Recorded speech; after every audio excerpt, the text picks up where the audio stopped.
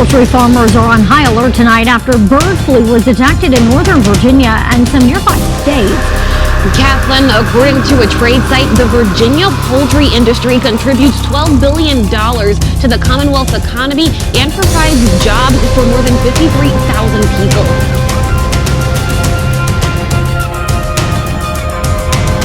This lethal version of the avian flu could also hurt consumers' wallets. Farmers tell me this could double chicken and egg prices.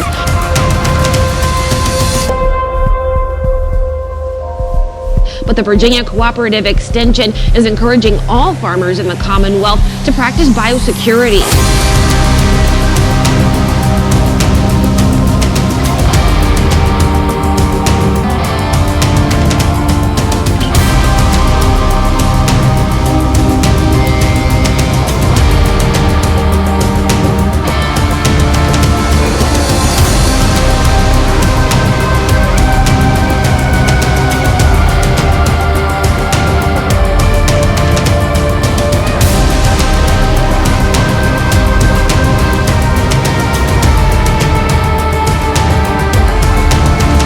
You've lost your entire flock.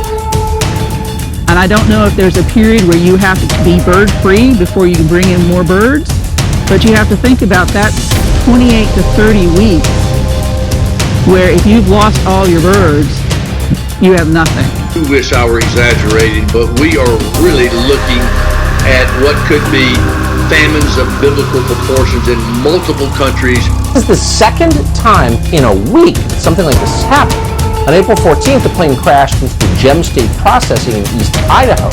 What's going on here? Well, the story gets weirder. Food processing plants all over the country seem to be catching fire. A couple of days ago, a fire destroyed the headquarters of Azure Standard, one of the largest organic food distributors in the country. At the end of last month, a fire severely damaged a fresh onion packing facility in South Texas. In Oregon, a potato chip processing plant just reported a boiler explosion that sent workers to the hospital. Here's a news report on that. Eastern Oregon, where crews are battling a major fire at a potato chip processing plant. Air 12 flew over the scene at Shearer's Foods on Highway 207 in Hermiston. We're told the fire was caused by an explosion of a portable boiler there. 2 people were taken to the hospital. So industrial accidents happen, of course, but this is a lot of industrial accidents at food processing facilities at the same time the president's warning us about food shortages. They're getting hit by planes and catching fire. What is going on here exactly? Jason Rance hosts a radio show in Seattle and joins us to put it into perspective. Jason, good to see you. Good to see you. Yeah, obviously when something happens every so often, you obviously hope that there's no significant damage and certainly no one gets hurt, but you kind of write it off. It's not that big of a deal. Accidents happen. But when you've got well over a dozen food processing plants and warehouses getting destroyed or seriously damaged over just the last few weeks, at a time when the food supply is already vulnerable, it's obviously suspicious.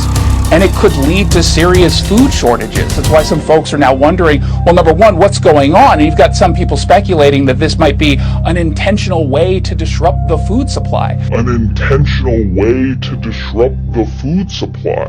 Food supply would come under tight control.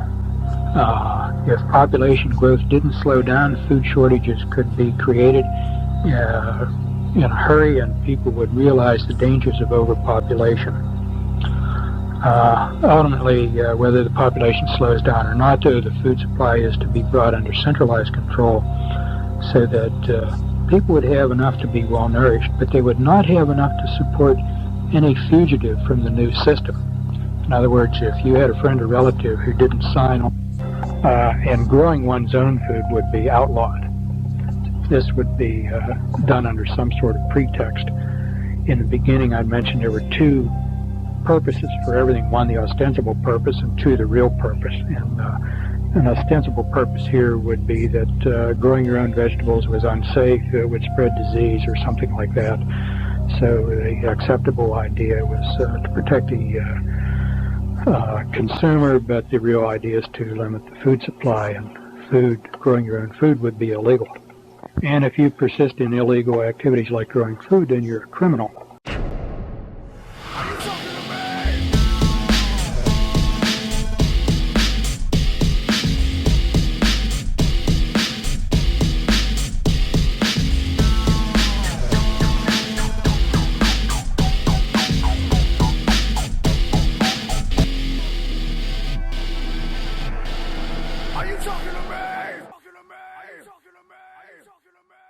No